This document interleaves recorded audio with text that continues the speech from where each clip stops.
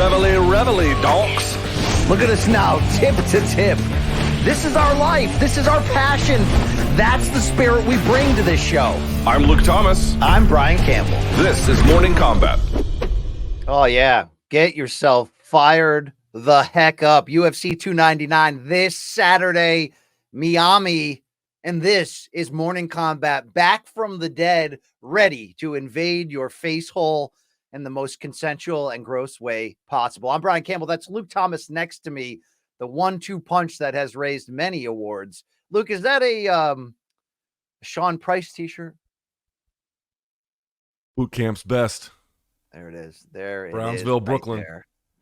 Looks good on that washed middle-aged guy who's getting unwashed at a rapid rate right here. Hey, Mikey Mormile of CBS Sports on the ones and twos. We told you we'd be back. More to come on our future, and it's going to bang hard, Tui. But there's so much to talk about 299. Here's the first question to kick us off, Luke. Is this a better card than UFC 300? I got to get an answer from you.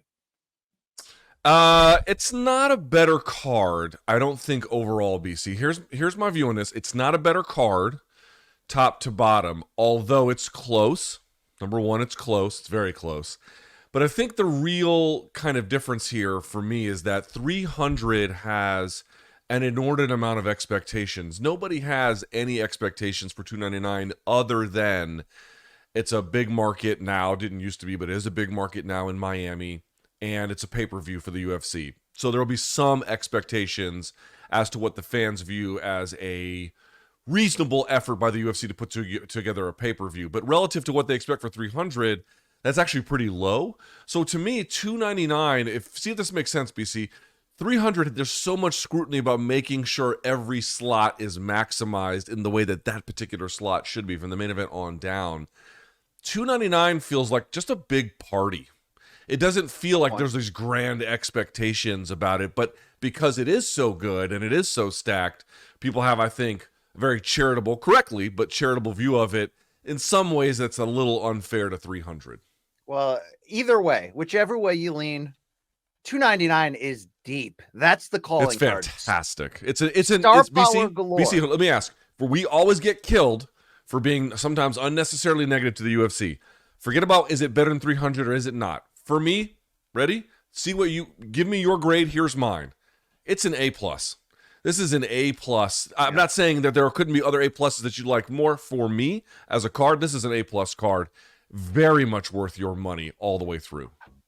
You're damned right. We got depth. We've got big-time star power in the return of the Sugar Show and the Bantamweight champion Sean O'Malley in a bitter rematch. We've got maybe the last ride of Dustin Poirier.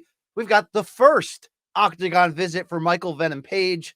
And there's some sleeper fights that are going to absolutely kill the night. We know it. Yeah, I'm talking about things like Gilbert Burns versus Jack Della Maddalena. But Luke, they come for the marquee in these parts.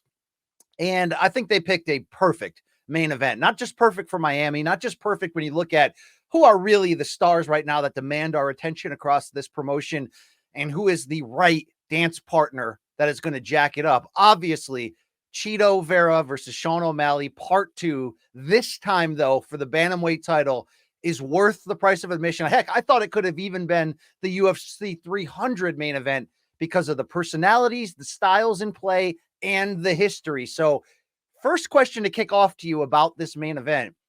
Is Chito Vera here because he earned it, or is he here because he's the only man to defeat the champion of the sport's deepest division? It's a little hard to make the argument outright that Chito Vera is the most deserving of this. It's the matchmaker model that the UFC uses. It's not a tournament.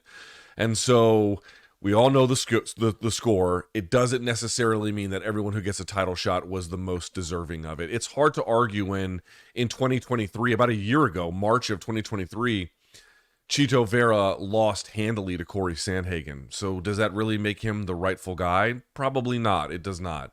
But listen, this is not the only consideration. It's perhaps the most important one, but it is not the only consideration when any matchmaker decides to put a fight together.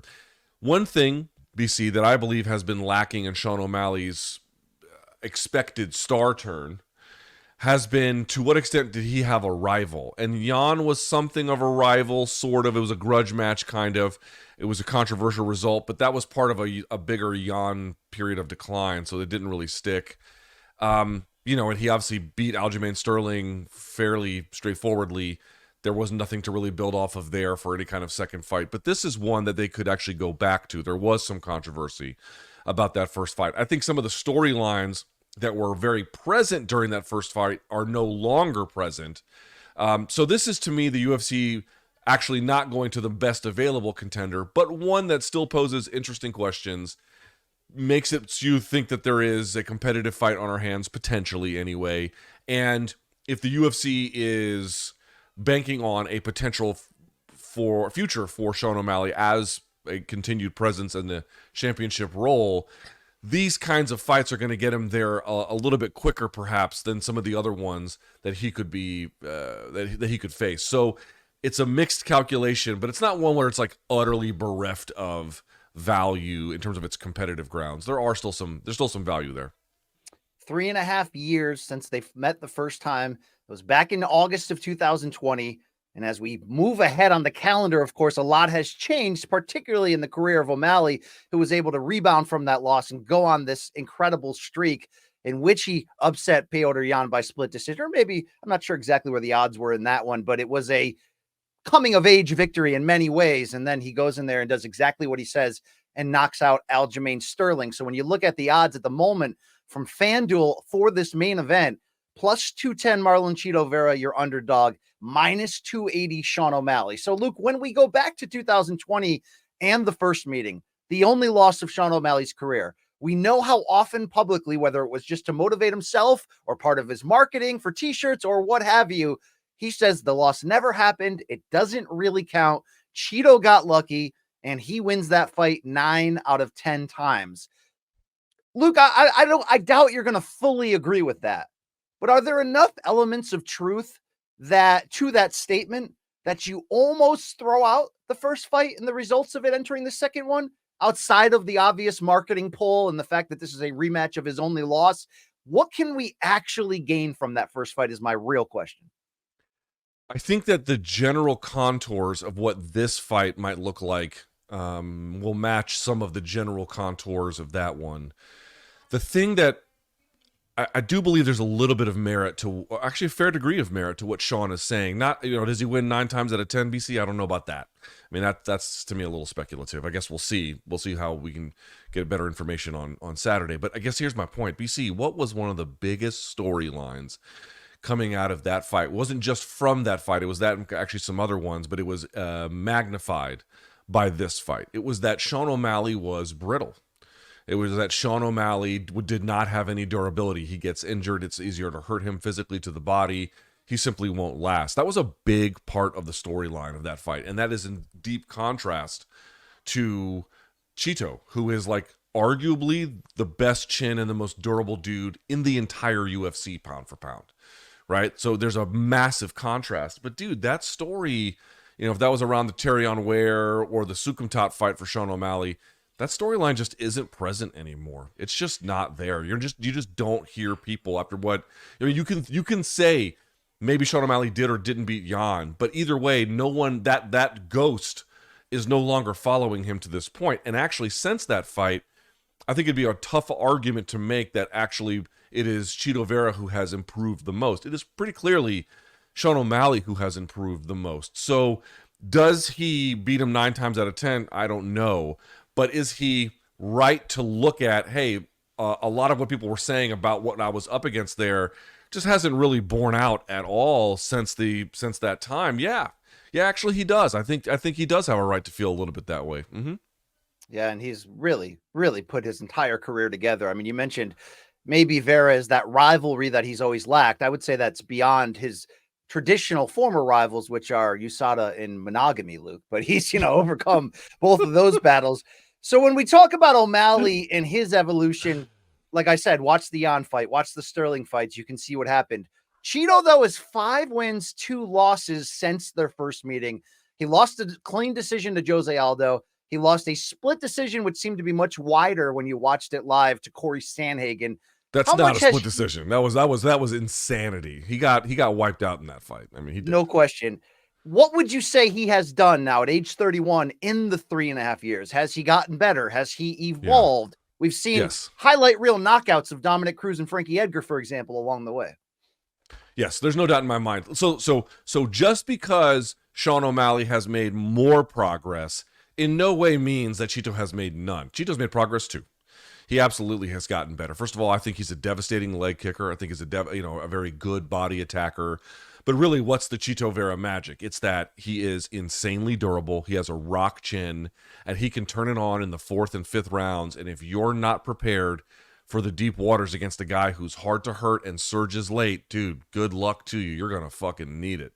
That's really what Chito Vera excels at. It doesn't mean he's necessarily the best bantamweight. As I mentioned, just a year ago, we saw Corey Sandhagen more or less using wrestling and control, ground and pound, run the table on him. So I don't know if that's an avenue available to Sean O'Malley, but we have seen that it doesn't mean that Chito is the best bantamweight.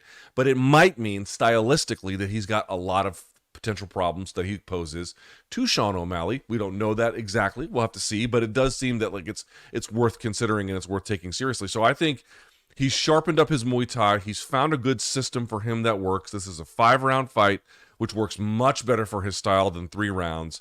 And his defense overall has gotten better. He's become more judicious and thoughtful about shot selection. And as I mentioned before, already has the kind of durability you just can't. You can't buy it. You can't work on it. You can't find it. You either have it or you don't. And he's got it in spades. To me, it's going to be a really interesting test. If this fight goes past the 3rd round, what's it all going to look like? I'm telling you, I know Chito Vera is going to be there. Will Sean O'Malley be there? We shall see. Yeah, we'll see if that brittle reputation from their first fight can hold up. Obviously, it was an injury that I guess opened the door for defeat for O'Malley. But when you do look back and watch it, man, we've seen that injury before, right? And it happened in the fight because of the fight. Chito jumps in top position, raining ground and pound clean. I get what O'Malley's saying, but I also watch Chito go in there and do what he does. When he gets you hurt, he gets you out of there. That's the truth in this situation. So, Luke, as we look at this fight, can Chito win it outside of a knockout, outside of hurting and dropping O'Malley multiple times? Is Chito skilled enough over 25 minutes to do this the other way, the hard way? I don't think a decision is likely for him. So you're going to have to win 3 of 5 rounds is basically what that means, right? If you're going to go to a decision, you have to win 3 of them. 2 of them, I could see a window of 2. 3, that seems possible, but that seems like a lot. Especially if, he's down the first 2 right away. You got to win the last 3. That's tough. I actually feel like his best way to win would be to stop O'Malley with a surge that he just couldn't endure late. That seems to me the best. Because, again, the Sandhagen route of wrestling, we're talking about Chito, what he could do, but I just mean I don't think that, he's going to out... I mean, do I think that Sean O'Malley has the best takedown defense in the division? No, but it's pretty good. Aljamain Sterling has some trouble with it. It's actually pretty good. And I don't know that Chito's got better offensive takedowns over the consistent amount of 25 minutes that he's going to need. So it's really going to be about just, can he weather again, could go a number of different ways, but a probable scenario, the one that I think seems to be the likeliest, is that he has to surge late, and what that looks like, trying to walk Sean O'Malley down.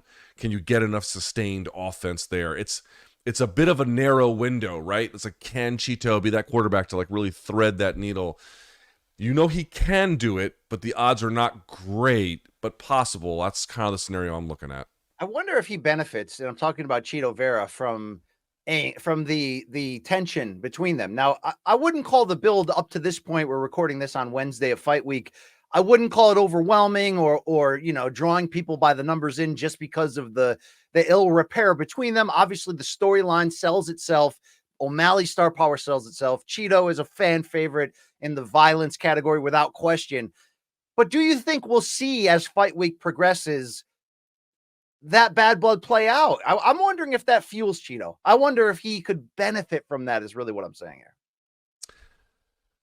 here.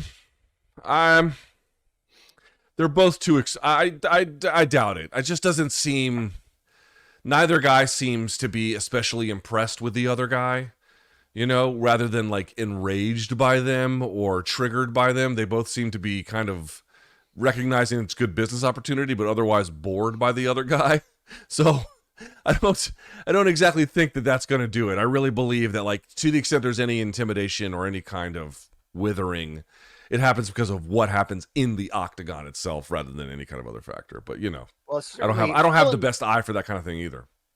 I am feeling a bit of the O'Malley star turn, and I don't know if you're feeling it too, Luke. I'm feeling it because my dad, who probably has never heard of Brock Lesnar and still thinks the UFC is a bare knuckle, no rule sport. The only fighter he knows is Sean O'Malley, who he calls Shane, that Irish kid who looks like Noel Redding of the Jimi Hendrix Experience. And that's the reference I constantly get from my dad. Hey, is that Shane the Irish kid fighting again? Have you felt like since becoming champion that we have seen the star turn up to the level that we expected of O'Malley? No, I don't think we have, right? So, like, I mean, just, again, these are very different scenarios.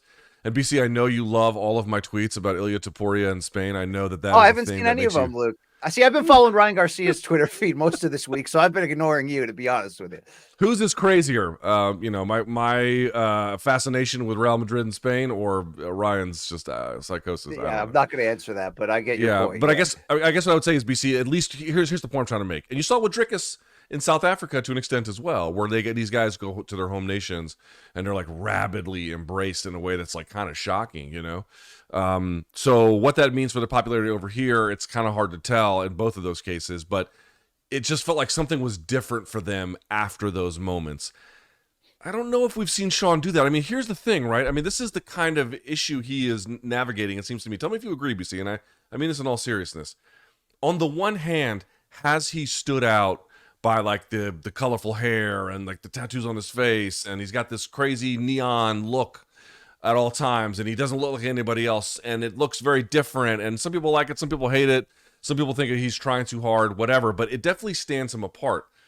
The thing about Drickus and the thing about Ilia Topuria, it's that when they went home, it seemed like the mainstream was like all too ready to embrace them. I feel like Sean O'Malley has kind of set aside a path for himself that's very unique and very much apart from the mainstream.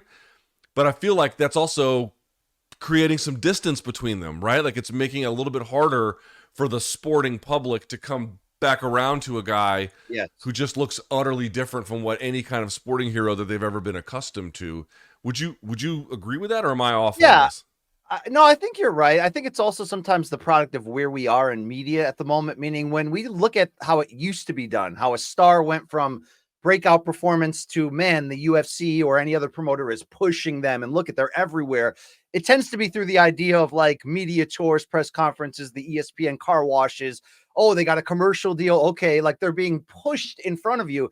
I think the difference today, especially with a guy like O'Malley, who seems to be ahead of the curve on the idea of having your own YouTube channel, basically just selling your brand constantly, that's a model where they're going after certain groups. And it might not be the groups that we as 45-year-old washed dads, as we always say about O'Malley. Like O'Malley's pretty cool, Luke, but there's a lot of that's lost maybe an age transition or for sure. I mean, we're two fucking idiots in their 40s, you know. I mean, that should be very clear to everyone for up front.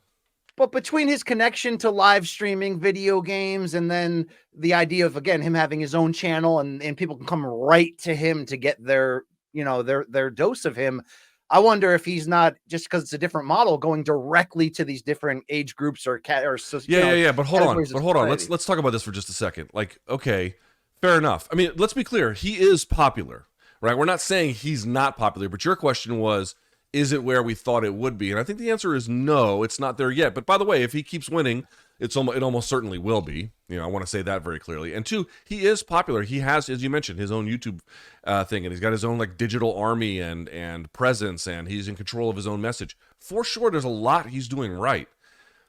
But like, you know, there was a video of Drickus, and he was out in front of this gigantic rugby stadium, and the stadium was apparently electric for him. And dude, Topuria met with the fucking Prime Minister of Spain. Yeah. You know what I mean? Like, that's what I'm talking. He was on the most popular show in Spain.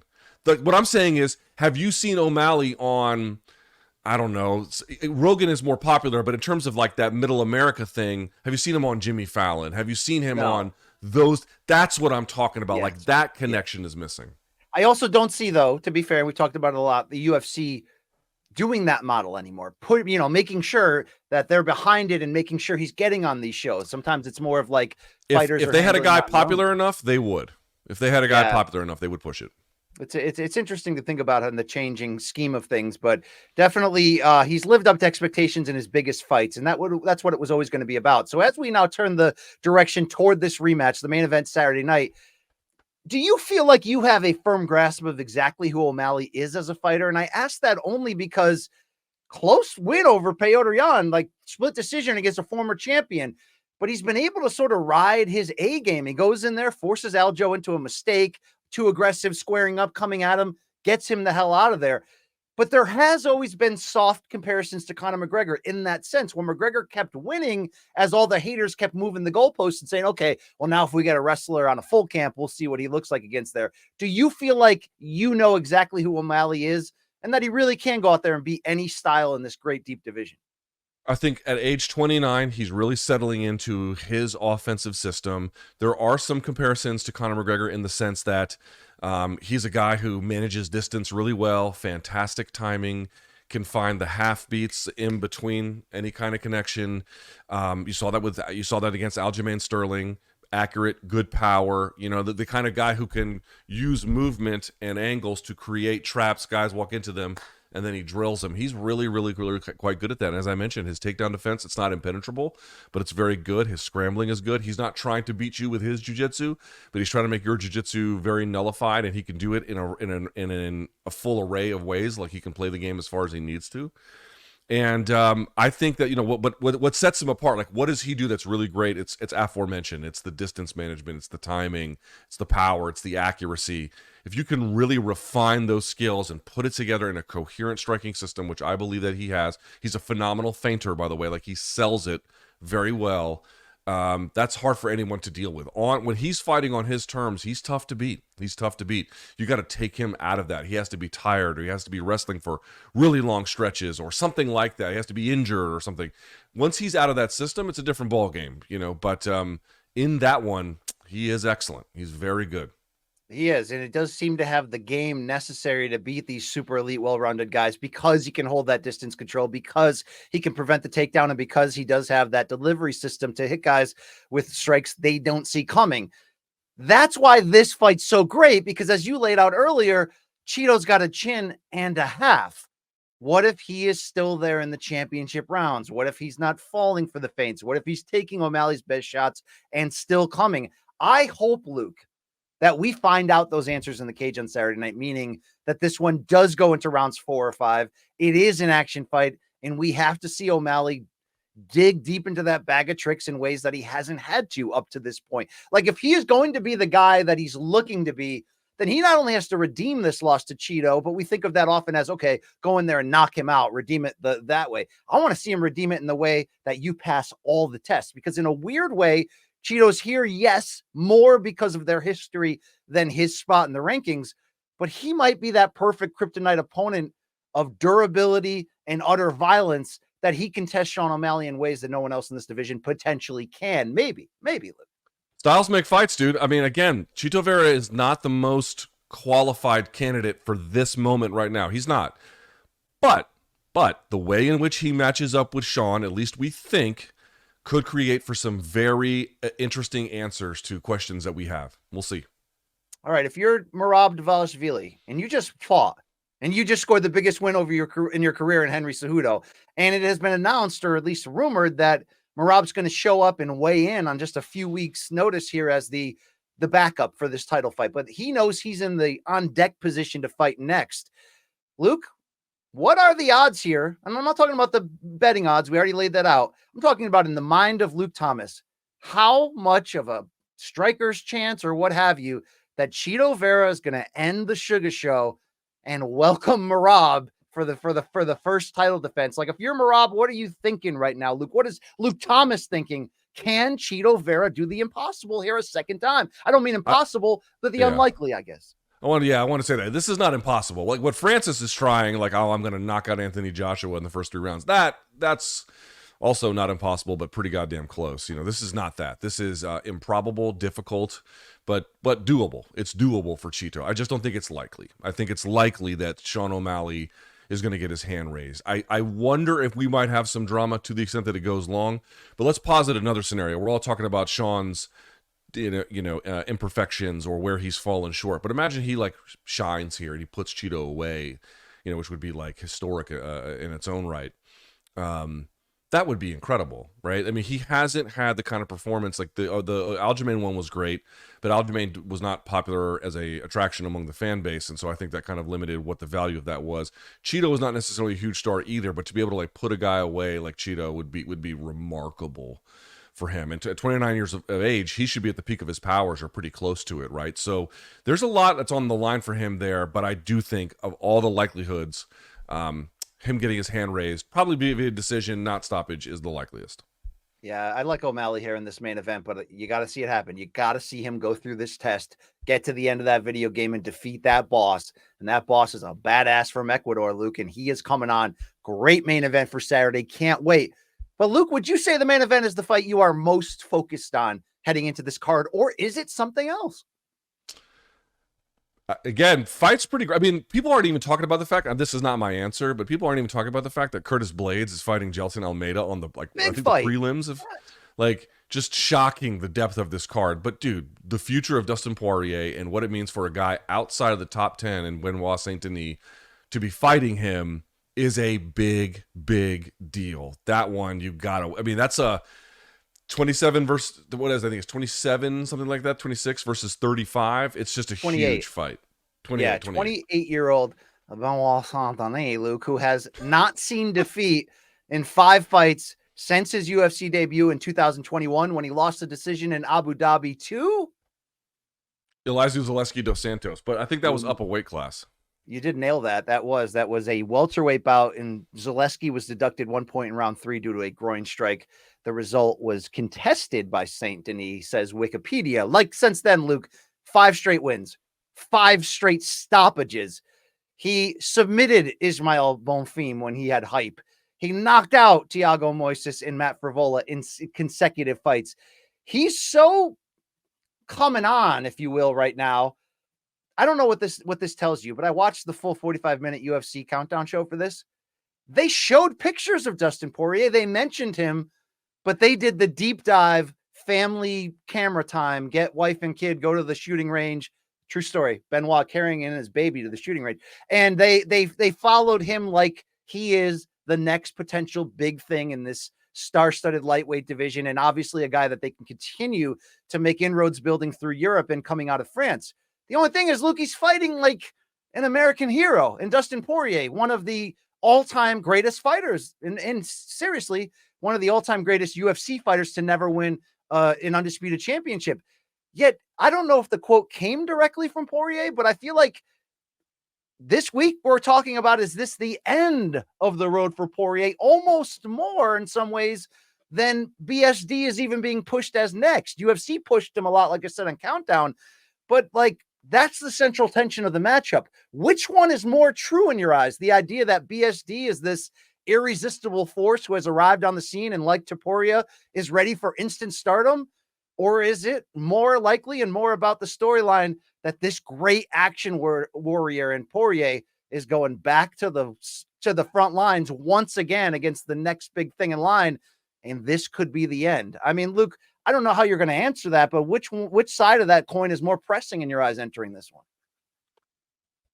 I mean, it's the same coin, right? One's one side, one's the other. Like, I see them as equally relevant. I mean, again, if you didn't even know anything about Dustin's career, and you didn't know anything about Benoit Saint-Denis' career, and then I just sort of read to you the basic facts. It's a 28 versus a 35-year-old. The 35-year-old, by the way, it's at sea level, but the 35-year-old is coming off of a head kick loss back in July, and all these other sort of factors that you could throw in there. You would not like his chances. You'd be like, I don't know how I feel about this. I mean, 28 years old, that's when you're beginning to enter the peak of your powers. The first 2 wins he had in the UFC, Denis, I did not find super impressive because there was a lot of just ferocity that he has. And again, I was skeptical on him pretty early. I've come around a lot more, I should say, of late, because he still has an incredible fire in his belly, but he's really beginning to put a thoughtful game together. And man, that is just an absolutely potent combo that just cannot be overlooked. So to me, this is one of there's actually several fights on the card like this, BC, but this one really defines generational struggle at lightweight. We all thought it was going to be the guys like Arman Tsarukyan, and it still might be. But we thought all the different Georgian guys who were coming through in the Gamrots, and those guys are knocking on the door. But here comes out of France, Benoit Saint-Denis roaring through the division, getting someone in the top 5 when he's outside of the top 10. Everyone kind of being okay with it. And for Dustin, I feel like there's a little bit of echoes of Volkanovski, where he got the head kick KO and came back. That was much quicker. And again, this is the championship level. He was up a weight class. I mean, there's a lot of dissimilarities. But there's shades of that I kind of feel like about this. And also, BC, this is a game we play on MK, and I think it's a very valuable exercise. What is the promotion trying to tell us by booking a fight like this? Right? What are they telling us about who they think is coming, who they think is going, who they want to prop up, who they might be done with?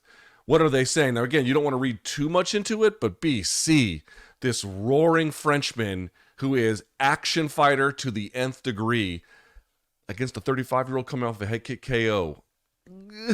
They're kind of telling you what they think. Yeah, and also Poirier's lost 2 of last 3 by stoppage. Obviously, that other loss to then-champion Charles Oliveira. He only fought once a year each of the last 2 years. He's 35. Let's be honest here. I'm not asking for your prediction on this fight, but if I told you I could see the future and Poirier gets finished inside of 2 rounds, which would obviously catapult BSD, you would probably assume that you would advise him to walk away at that point, right? I would, yes. I mean, I think this is a guy who, better than most, has been good with his money. He has, again, say it one more time, you've never heard of someone give you, other than Colby Covington, you've never heard someone say a bad word about the guy. You've never seen him get in trouble. Nothing. His foundation is, from what we can tell, thriving. I don't know him as a person, but I feel like he's got other streams of income that he's worked on, the hot sauce and everything else. There's a lot going right for his career. Also, we should say something, BC. An interim champ, finished Eddie Alvarez, finished Michael Chandler, finished Justin Gaethje, and then defeated and finished 2 times he beat him, finished Conor McGregor. Guys, that's as good as a career is ever going to get without holding an undisputed UFC weight class title. That's as good as you're ever going to get. So he's done a lot, BC, but we're talking about a guy who was in those kinds of fights, and now he's taking on someone who is 28, still very much unknown to a big portion of the American fan base.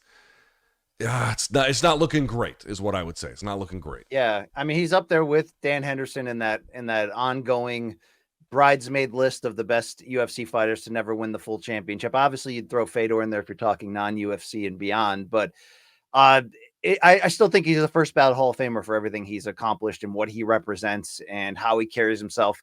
I was starting to talk myself into the idea that he was getting old a couple fights ago, but then I con him out ahead of Chandler fight, and that Chandler fight, which was absolute chaotic theater, Luke, he comes out of there the last man standing, looking like $1 million fighting through hell once again and pulling off a gnarly win. And then he gets early head kicked in a BMF rematch. So it's like, what do you do here? Who is he? Where is he at? When you're at that age, sometimes it can be hit or miss at the highest level. And on this fight, I do consider the highest level because BSD is looking to be of that ilk. So Luke, for Benoit Saint-Denis to become of that ilk, for him to literally catapult himself into the top 10 of this division and start knocking on the title door, does his game have to raise it to another level in this matchup? Or do you think what he's shown in this 5-fight win streak is potential to be a handful for aging Poirier? Should be. Yeah. I mean, again, the times that I had a little bit of skepticism is he was still really raw, And again, he has I've said this before, just pay attention when he scrambles like in the Frivola fight. You can go back and watch it for as long as it was. Pay attention to his scrambling. I mean, the instant he gets an underhook, he's moving. I don't know how to explain this to folks, but there's a lot of people that are just not like that at all, who don't have this kind of absolute fearlessness to, every one of these positions is a conflict. He has unrelenting commitment to fighting through these conflicts, piece by piece by piece, and like with no hesitation whatsoever. I mean, that can wear on a guy. It tells you a lot about his fighting spirit. I mean, there's so much to it. but he was kind of raw for my taste. I didn't really love how defensively irresponsible at times he could be.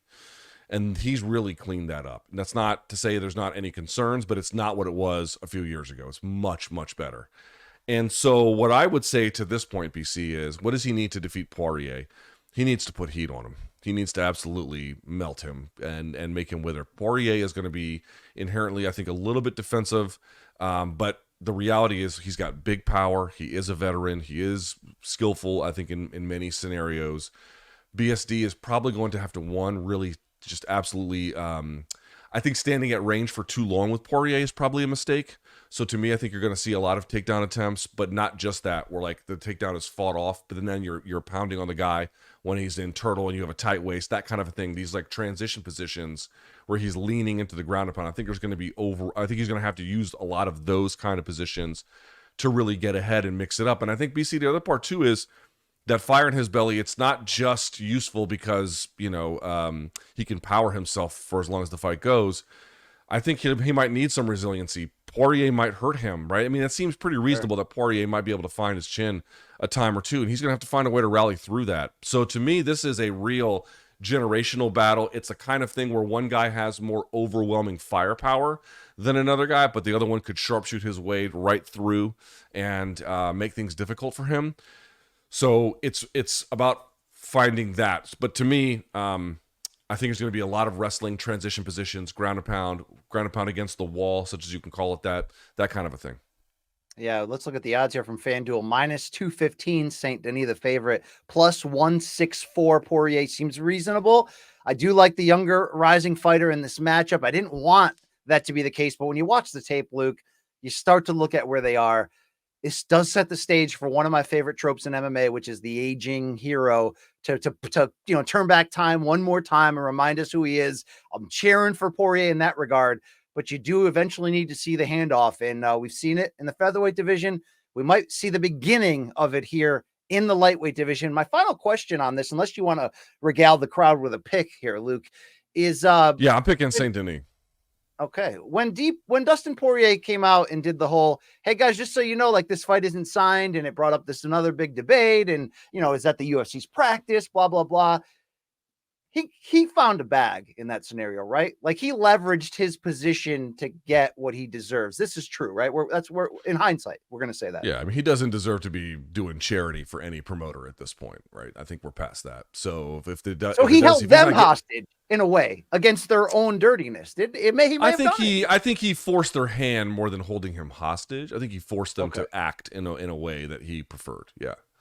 Now, if you ended up finding out that it was Hasbulla that purchased Bloody Elbow and then fired everybody and took down all the controversial true stories that they've written on there, would you laugh a hearty one, Luke? That would be kind of funny if Hasbulla was like the mastermind behind the most dastardly plot in MMA media history. Yeah, maybe. There you go. Hey, great card. We got to roll on here, Luke. This welterweight tilt is what I love about UFC matchmaking, right? Kevin Holland against the Bellator debuting Michael Venom Page, ex-Bellator, obviously, welterweight title contender. Thought he got robbed against Logan Storley, could have been an interim champion, but at age 36, he's making the leap. I caught up with him. Check that interview out if you haven't.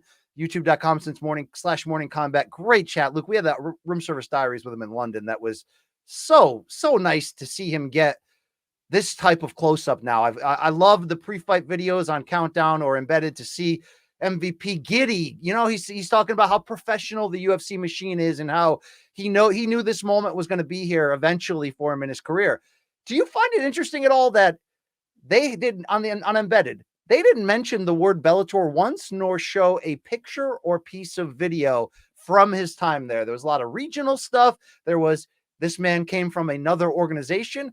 That almost feels like an unnecessary jab. Like they won the war. Bellator's barely like hanging on through PFL now. Like, what are we doing here, Luke? There's no juice to that fucking brand. I mean, how many times do I need to say it? Their brand is dead. That brand is super cooked. Can't they just say former Bellator star? I mean, like, so they do that. I agree that at this point it seems unnecessarily, stomping on their grave at this point, because it would help people to see some of his cool. I mean, the dude. BC, like, seriously about this, when he shattered the forehead of Cyborg Santos, Evangelista Cyborg Santos, Dude, I was like legit worried that guy was gonna fucking die. I mean, or something. You know, I don't know. Like that. I'm not proud that a guy suffered that kind of trauma. I'm just saying, if you're looking for highlights, that's up there. I mean, that shit went mega viral. Look at the Caveman Rickles fight. Luke, he told me, my MVP in my interview, that's the ultimate highlight of what he does great. He was basically Anderson Silva against Forrest Griffin in that fight. He was just moonwalking. So I'm just saying, like, it would have been nice to have that, but honestly, are they gonna? He's 36, dude. They're not building him. I mean, his time here is limited. I don't think they care all that much in that sense either, and I understand that. Well, Kevin Holland's a perfect foe in the same way Cowboy Cerrone was the perfect foe for Eddie Alvarez's debut. Was it Dan Hooker who was Chandler's debut in the UFC? It's sort of like those tough outs, guys that are on the verge of contention. Kevin Holland is in that space, certainly in his reinvention at welterweight. If we look at the odds right here, -138, Kevin Holland, a small favorite, +108, Michael Venom Page. I got to bring to light this bet I've made here, Luke, with CBS Sports senior editor Brandon Wise, friend of the program. What do you think about this bet? You ready for this, Luke? Straight up, okay? I'm picking MVP to win. He's picking Holland. Loser has to buy a KevinIoli.com t-shirt or hat and make it their social media avatar and make it their picture on Slack for a month. That's a decent bet right there. That seems like a highly consequential bet. I mean, yeah, there's a lot of skin on that. Yeah, a lot of skin on that one, Luke, right? Loose skin. You know, that's an interesting bet, right? I don't quite get it, but yeah, fuck all that. I wouldn't do that shit. That's action I would stay away from. I think you might have to get your. You're nervous. I think you might need to get your credit card ready. You're no Rampage jokes. R.I.P. Please, Luke. Not Rampage, Rumble, dude. I can't even figure out my old tired jokes all over again. Luke, I know a lot of people have apprehension here, not just in the stigma of a Bellator fighter coming over and doing it. We've seen guys do great. We've also seen Will Brooks, unfortunately, have a tough time. But there are a lot of people who say, man, Holland's the wrong style, wrong guy, wrong time for someone with a flashy game that's looking to finally come on the brightest stage and prove themselves. I think that'll raise MVP to another level here. What are your expectations within that? How people look at MVP and say, hey, man, you can do that spinny shit against Cyborg Santos, but like, this is Kevin Holland. This is the real deal, Holyfield. What are your expectations in whether he can raise his game here in this debut? See, here's the thing about Kevin Holland, right? He's real talented. Like, he's real skillful, and he's gotten better about, like, using it in a thoughtful way over time. But, dude, he'll still fight down to his opponent. Do you remember he likes to high-five people and shit? And, like, you know, just kind of tries weird shit he shouldn't be trying, where he's, like, shoulder rolling and moving out of the way. He does a podcast during the fights, basically, Luke. You know yeah. He gets real chatty with everybody. And so it's like, I think if Kevin Holland had a Benoit Saint-Denis attitude, I wouldn't have really any hesitation picking him, you know. But because he could fight fucking weird, I actually feel like MVP's got a real shot here, to be honest with you. MVP, remember, he didn't look great he looked great early against Mike Perry, but then got outdogged late. He's 36, that's not great. But, you know, in his comeback fight against Goichi Yamauchi, he, like, shattered his fucking kneecap. Like, the most gnarly shit I've ever seen, with not counting him shattering the skull of Cyborg Santos. So, like, that was a real nice win, which they should have shown that one. That was the one they should have, like, gotten off the couch for. But I'm just pointing out, I don't think MVP has the overall skill set that Kevin Holland does, particularly in the submission department. Like, you shouldn't lose sight of the fact that he actually, I mean, remember, he submitted Michael Chiesa not too long ago. But he'll fight down to competition. And that makes it, to me, a 50-50 proposition, really. I think that's why the odds are where they are, because I fully agree with the way you laid that out. Even though Kevin Holland's record can be up and down, and in particular, Luke, he is 4-3 since moving back to welterweight full time. And we praise him for the reinvention there, but he's also taken fights last minute that maybe he should have. Those 3 losses, 2 by finish. They were consecutively, 1 to Khamzat Chimaev in that last minute moment at 279. And of course, the Stephen Thompson, when he was unable to come out of the corner after 4 rounds, also is coming fresh off a close loss by split decision to Jack Della Maddalena, who's also on this card. He does play down to level of competition. He does play into parts of the fights that he shouldn't in terms of bait. I wonder if MVP can bait him into a flashy contest of staring each other down, feinting, trying to throw shots. And, you don't want to be in that contest with MVP because that's where he lives. So to neutralize that, do you see Kevin Holland exclusively shooting and looking to wrestle? Because I could No. see him hanging too long in the pocket, Luke. And that's when you're going to open up the room for MVP to do Michael Venom Page stuff. Dude, there's no doubt in my mind he's going to slug it out with him, I mean, I'm not saying there will be no defense, but I'm saying I just don't find it likely he's going to shoot. You might say he should, and that he might do well if he did. I'm just not taking that bet. I'm not taking the bet that, or he might shoot or something, like if you're actually taking a prop bet or something like that. But like, is he really going to put to what you're asking, which is sustained wrestling offense? Like, really, this is how I'm going to fight this fight. No, I just don't believe that. I don't believe he's going to do that. But remember, he can punch. He's got good power. He's durable as shit. Like, he is tough. He's a real tough dude. Kevin, I'm going to say it again. Kevin Holland is a skillful fighter. You just don't know what kind of mental approach or strategic approach he's going to take fight to fight. So it makes him fun, but it makes him a wild card. Absolute wild card. And in a lot of ways, that's what MVP is, a wild card. He's won a lot more than he's lost, right? But he can be a wild card too. Love this matchup. Love this for MVP's debut. Let's see if he's here for a short, good time. Chandler-esque. It's not going to be long at 36, but he has not looked like he's slowing down up to this point.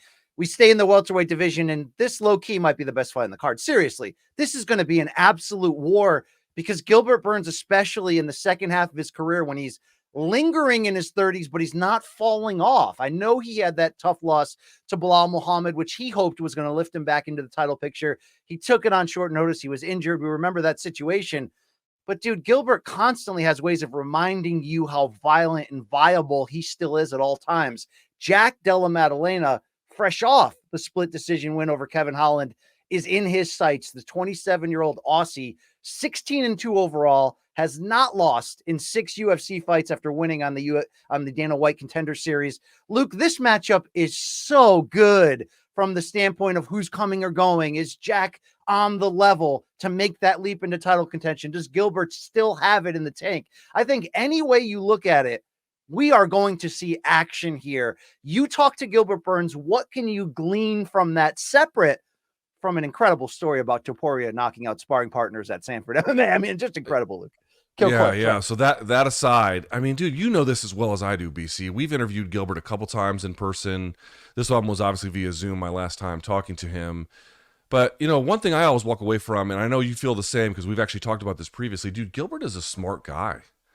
And what I mean by that is he tries to really think through what problems he's up against in a very, again, thoughtful way, and tries to get really good information before he makes it, sticks to it, holds to it, and more often than not, he has a good idea or a good plan. He's always prepared. You never see him, Gilbert didn't train properly, or again, like Dustin Poirier, Gilbert was getting into trouble out of camp. Like, it's just not even a relevant consideration with him. And so the issues for me, again, dude, ready for this one, BC? Jack Della Maddalena, 27, Gilbert Burns, 37, a 10-year gap. Yeah, where do you think he's at in that? Because 35-year-old Poirier, who's fighting a killer and has been through wars, we're like, well, I don't know if this could be the end. Dude, Gilbert Burns has been through a million wars, Luke, and he still looks the part. I would say, though, that I don't think Gilbert has been through the wars like Poirier has. Like, does Gilbert have a 5-round equivalent to the Hooker fight? I don't think that he does. Not a 5-rounder. I mean, he went through hell and might have beaten Chimaev. No one talks about that. No one wants to talk about exactly. If that had been a 5-round fight, that would be really close, if not worse. But it was only 3. It was only 3, so it doesn't fill. So for me, BC, like, first of all, just that gap. I mean, but here's the thing, and it kind of gets back to what I'm saying. Gilbert Burns had some kind of a torn either meniscus or not meniscus. I'm sorry, torn labrum or something like that in his shoulder. And rather than get surgery, he did stem cell therapy, which put him out for a while. But he was able to not avoid going under the knife. And dude, here's the thing about Gilbert too. I asked him, he has measurables like VO2 max and everything, like what constitutes physical fitness. He can look at it mathematically on a chart because he can measure the kinds of physical effects that tell you where you're at. And so he knows if I'm hitting these marks in camp that are being, measured, then I know where I'm at. Like, he always comes in prepared. None of that really, to me, I think Gilbert will be healthy. I think he'll be ready to go. He's obviously got a ton of experience. He can wrestle well. I mean, there's a lot you have to like about his game, but the reality is at 37 BC, he probably is not the same athlete that he once was. And Jack Della Maddalena is only at this part of his athletic development and technical development as well. He's going to be getting, we always say it, 27. You see these guys when they're 27 and they're better every single time. Ilya Topuria, 27 when his last fight. So to me, BC, it's going, we talked about it with Benoit Saint-Denis and Dustin Poirier, this generational moment. Here's another one at welterweight where I do believe, BC, we're not a title fight, but I do believe that Gilbert has really defied the odds of age to a pretty significant extent. But I wonder if we're at the end of that road a little bit here, where, again, what is the UFC suggesting by booking a fight like this? Yes, they want to see exactly what they've got with Della Maddalena, and Gilbert Burns will tell you that. But I think that they also probably believe he's got a big, bright future, and they want to set him up for that. We shall see. FanDuel has Jack Della Maddalena minus 174, plus 136 for Gilbert Burns. I think there's a fool's gold element if you want to focus only on Gilbert's age and the fact that he's fresh off that loss to Bilal. There were extenuating circumstances, as you mentioned. So let's, on the flip side, Luke, and find out where we're at with Jack Della Maddalena. I mentioned the streak, 6-0 in the UFC, but coming off of 2 split decisions, one against Kevin Holland, one in, what was that, like a last minute situation, Luke, when he took on Basil Hafez. Before that, he had 4 straight finishes in his first 4 UFC fights. Has he lived fully up to the expectations of where we put him after some of those early finishes, where we said, watch out for him, circle him? I know maybe we're talking more about Bo Nickel, about this prospect, about Chimaev, this guy. Where does Jack Della Maddalena fit in on your radar in terms of when people are coming on? Is he coming the hell on right now, or do you need to see more? He has not beaten anybody like Gilbert Burns. So winning a bout like this, even for Gilbert at 37, and I agree with you, that's a young-ish 37, such as you can be. I do think it would be a major, major proving moment because we just haven't seen him beat someone of this quality and of this caliber. But I mean, I think a couple of extenuating circumstances. Number one, the Basil Hafez fight. That dude is a tank. He was wrestling him the entire time. That was a last-minute opponent switch with a completely different style, and he still won. Number one, I want to point that out. And that was like gut check shit. And he took over a little bit late in that one too. So that to me was actually kind of an impressive performance, although a tough one and one where he had to struggle at times. In the case of Kevin Holland, that was a little bit more of a duel, and he had some disadvantages physically in terms of range that he had to overcome. I also thought he won that one outright, although I do recognize that it was close. But I get that he's facing adversity and you're seeing him struggle with some of that adversity at times, but the lesson I'm taking from this is every time he overcomes it, every time he finds a way, every time he gets through it. And again, at 27 years of age, this is when he's really going to begin to ramp shit up. Also, the other part of his game that I've noticed is the defensive responsibility has gotten better. People point to his combinations, which are good, and his accuracy, which is good, and that all is very flashy and it builds highlights. But this kind of newer style against Holland that you saw that kept him, I think, safer than he ordinarily had been previously is not to be discarded. It's going to be very valuable against Gilbert Burns. So listen, I said it one more time. Has he beaten anyone like Burns before? No, this would be his best win by a mile, but there's wind at his back, man. Big time. Do you see the same action potential that I see in this one? Oh yeah.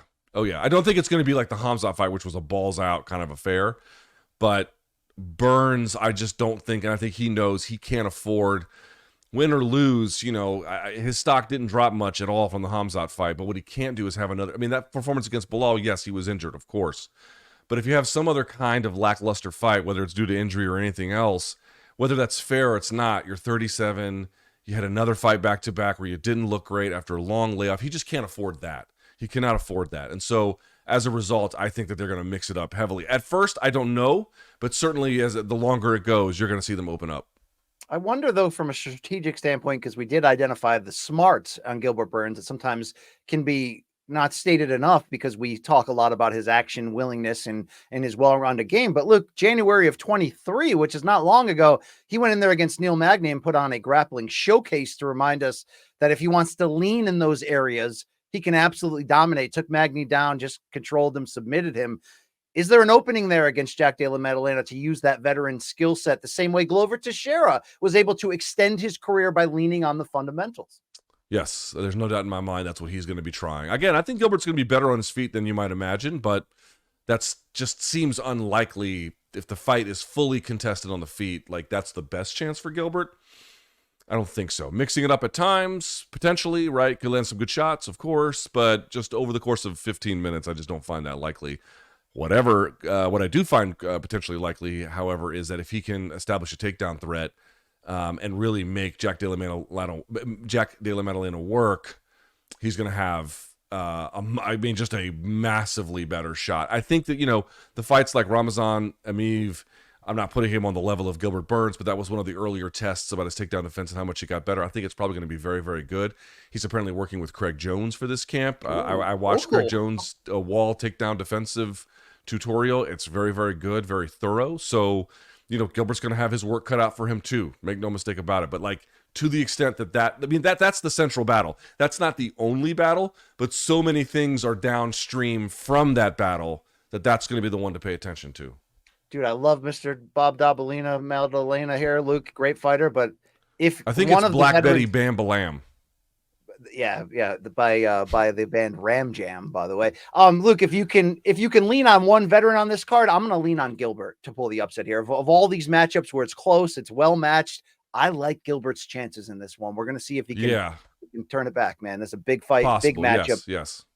To open this card, nobody's talking about this one. Former champion Petr Yan at bantamweight, Song Yadong, the riser, one of Mr. Faber's kids who's just about all grown up. But for the 31-year-old Petr Yan, Luke, I mean, brother, he's fighting still super elite competition, but the former champ has lost 4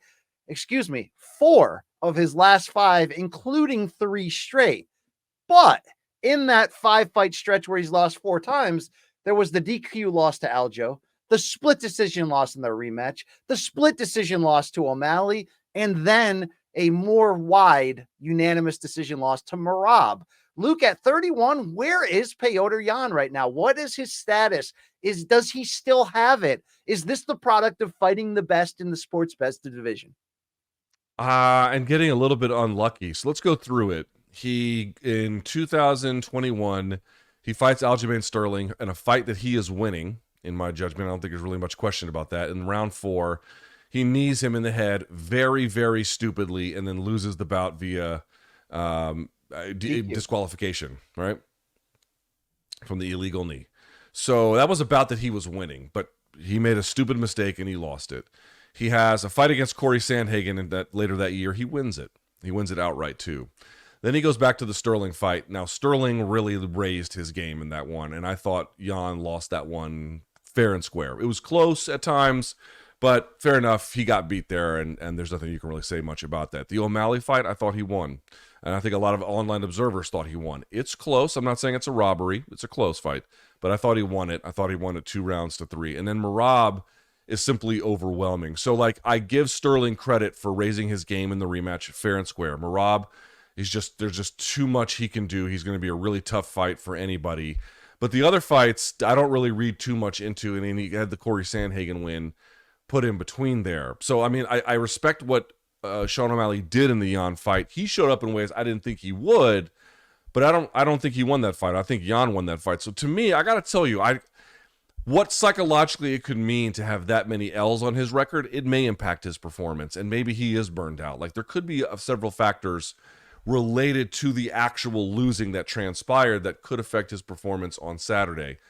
But I don't see him as on some massive slip. I don't see him as some guy who you can look at his game and it's massively deteriorated. It didn't look great against Merab, but that's Merab, and that's the last fight. But it's hard to look good against him when Merab is just sort of moving downhill on you. In other words, BC, to me, I still favor, I don't know what the odds are, but I favor him to beat Song Yadong. And I think Song Yadong has not beaten a guy like this. This is the best shot for Song Yadong to get him on this losing streak. This is coming off that Ricky Simone win.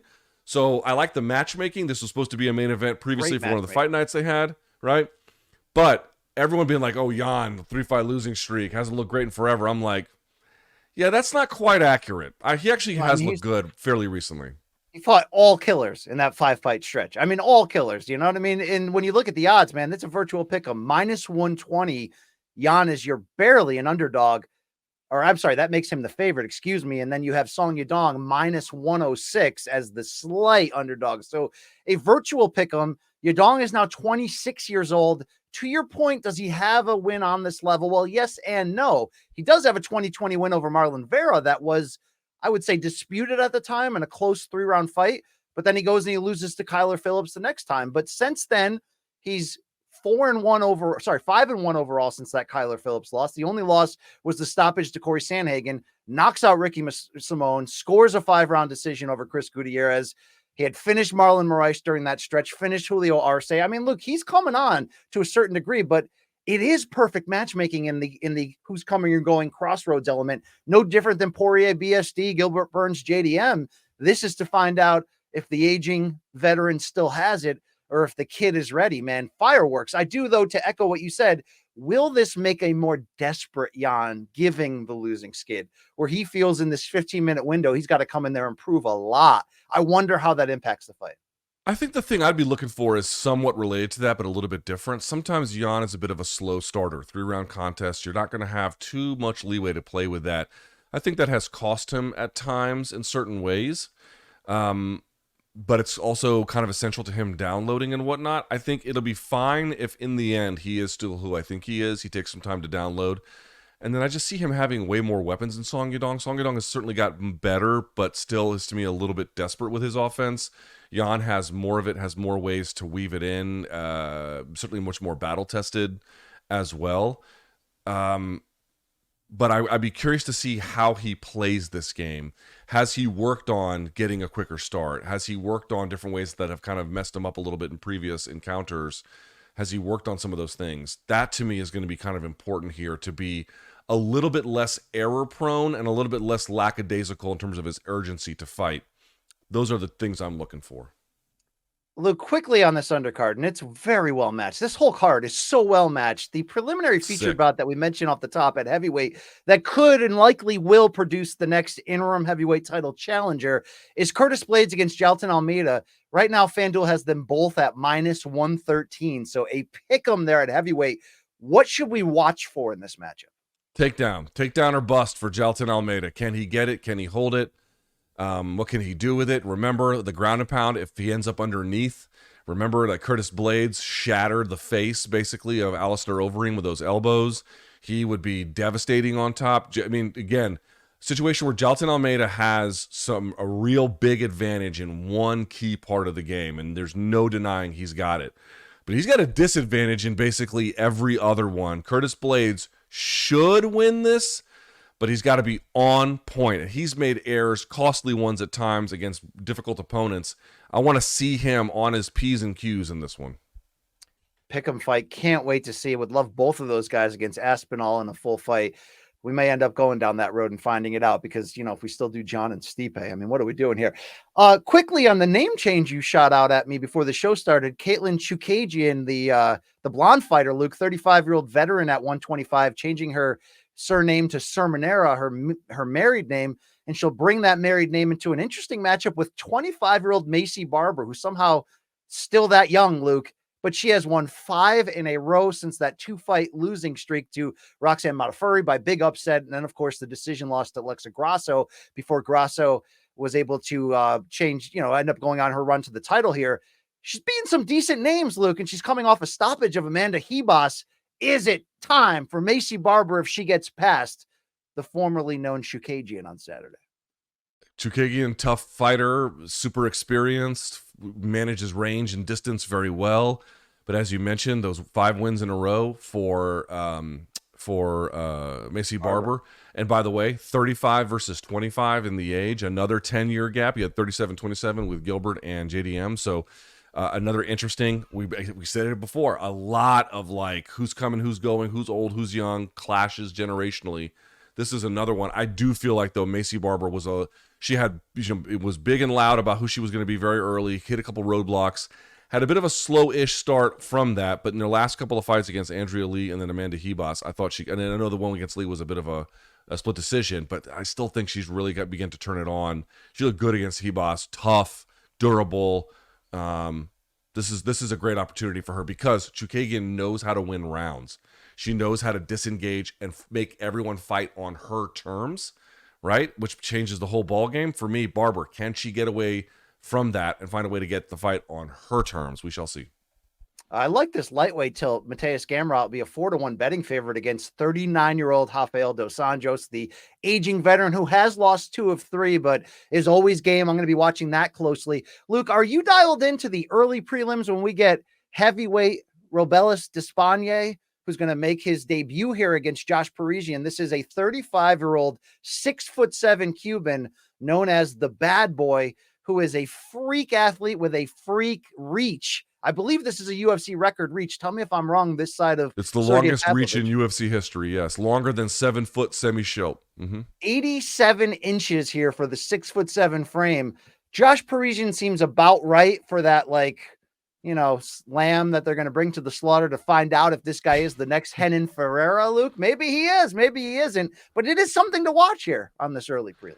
I mean, Robelis is super untested. I mean, could not be less tested in MMA. I mean, obviously he was very accomplished in Taekwondo, but in MMA, my man is outrageously untested. So either he's going to win spectacularly, or BC, if there's any question about his game and he loses to Parisian, which by the way is, I don't really know. We don't know shit about this dude's MMA game, but if it ends up being woefully inadequate, we can't be surprised. You just can't be. Minus 340, Despaigne is the favorite, but that's an interesting betting fight should he walk in there and have a lot of issues. We're going to find out. A couple other matchups. I just want to mention Michel Pereira against Michal Olejniczak is going to be all action. Iwan Kutalaba's back against Felipe Lins at light heavyweight. Few other okay ones there to turn out. Luke, the curtain jerker. You buried the lead. The Pedro Munoz 135 fight over Kyler Phillips. Kyler Phillips has impressed me. He doesn't have a big name yet, but he has recently looked much better than I ever thought he would. That's a quietly important fight for the bantamweight division. Yeah, he's fresh off that decision win over Ione Barcelos. He has a win over Song Yadong, as we mentioned earlier. Great card on Saturday, man. Can't wait. Luke, will we have an MK post product on Saturday? We certainly will. The UFC 299 post-fight show right here, youtube.com/morningcombat. Keep it locked, bitches. That's Luke Thomas. I'm Brian Campbell. Mikey Mormile, CBS on the 1s and 2s. Thank you for watching. Luke, people are debating whether us taking some time off was worth it. It wasn't worth it. It was necessary. And we're about to bang all of our listeners. Yeah, I mean, it could be the case, BC, that we didn't really have a choice and we kind of had to. Well, that's a little strong too. We were fighting to save this show, Luke. Okay. Yeah, all yeah. Right? I mean, I don't think folks really understand some of the things we made. We didn't have great choices, but either way, news headed your way soon. Stay tuned. Tui, bang. That's the story. Thank you for watching. We are out of here.